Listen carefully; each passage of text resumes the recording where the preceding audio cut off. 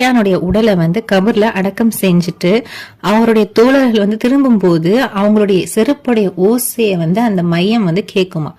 அப்போ அந்த நேரத்துல 2 வானவர்கள் வந்து அந்த மையத்தை வந்து எழுப்பி உட்கார வைத்து, முஹம்மது அப்படிங்கிற மனிதரை பற்றி நீ என்ன நினைச்சிட்டு இருக்க அப்படின்னு கேட்பாங்களாம். அதற்கு அவர் வந்துட்டு, இவர் அல்லாஹுடைய அடியாரும் அவனுடைய தூதரும் ஆவார் என்று நான் சாட்சி சொல்கின்றேன் அப்படின்னு சொல்லுவாங்களாம்.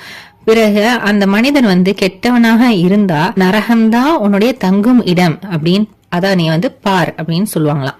அதுவே அந்த மனிதர் வந்து நல்லவராக இருந்தா அல்லாஹ் வந்துட்டு இதற்கு பதிலா உனக்கு வந்து சொர்க்கத்தை வந்து தங்குற இடமா ஆக்குவான் அப்படின்னு இந்த 2மே வந்து ஒரே நேரத்துல அவருக்கு காண்பிக்கப்படும். இதுவே வந்துட்டு நிராகரிப்பவர்களாகவோ இல்ல நயவஞ்சகர்களாகவோ இருந்தா இந்த கேள்வி கேட்கப்பட்டதுமே எனக்கு தெரியாது, மக்கள் வந்து இவரை பத்தி ஏதோ சொல்லிட்டு இருந்தாங்க, அதை நானும் சொல்லிட்டு இருந்தேன், மத்தபடி எனக்கு இவரை பத்தி எதுவுமே